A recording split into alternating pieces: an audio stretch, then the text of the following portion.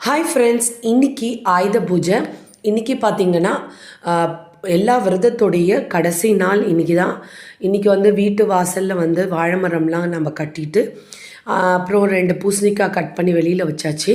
ஒரு பூசணிக்காய் நம்ம சுற்றி உடைக்கலாம், சென்னமாக்கு நம்ம வீட்டுக்கு, அப்புறம் வந்து கார் எல்லாமே சுற்றி உடைக்கலான்ட்டு ஒன்று ரெடி பண்ணி வச்சிட்டோம்.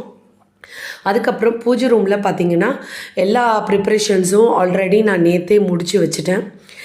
நேத்திக்கு வந்து 9வது நாள் வந்துச்சு, இன்றைக்கி வந்து 10வது நாள். ஸோ இன்றைக்கி பார்த்திங்கன்னா வெத்தலை பாக்கு, பூ, பழம், அப்புறம் பொரி, அவல் கடலெல்லாம் வச்சுட்டு நெக்ஸ்ட்டு நான் 9 குழந்தைங்க நான் கூப்பிட்ருக்கேன்.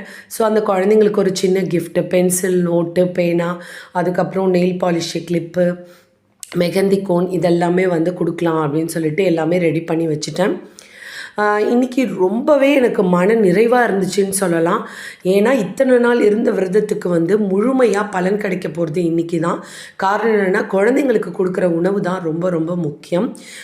இன்றைக்கி என்ன சமைச்சிருக்கோன்னு பார்த்திங்கன்னா, சாம்பார், அதுக்கப்புறம் உருளைக்கிழங்கு வறுவல், அப்புறம் வந்து புடலங்காய் வந்து பொரியல் பண்ணியிருந்தோம்.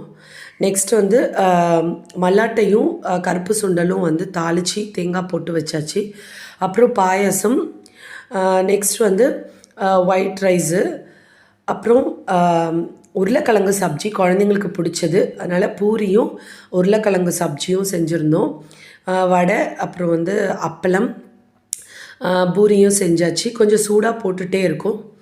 இப்போ இதெல்லாம் தான் இன்றைக்கான ஸ்பெஷல். அப்புறம் சாமி ரூமில் வந்து எல்லாமே ரெடி பண்ணி வச்சுட்டு நெக்ஸ்ட் வந்து வாழை இலையில் வந்து சாப்பாடெல்லாம் வச்சு நான் படைக்க ஆரம்பிச்சிட்டேன். தேங்காய்லாம் உடச்சி எல்லாமே வச்சாச்சு. உண்மையை சொல்லணுன்னா, இன்றைக்கி அம்பாள் குழந்தைங்க ரூபத்தில் வருவாங்க. அலைமகள், மலைமகள், கலைமகளாக வந்து நமக்கு காட்சி கொடுப்பாங்க அப்படின்னு ஒரு ஐதீகம்.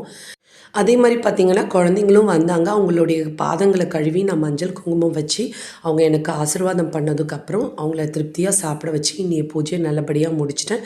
அம்பாளுடைய அனுகிரகம் எல்லாருக்கும் கிடைக்கணும்னு நான் வேண்டிக்கிறேன். தேங்க்ஸ் ஃபார் வாட்சிங்.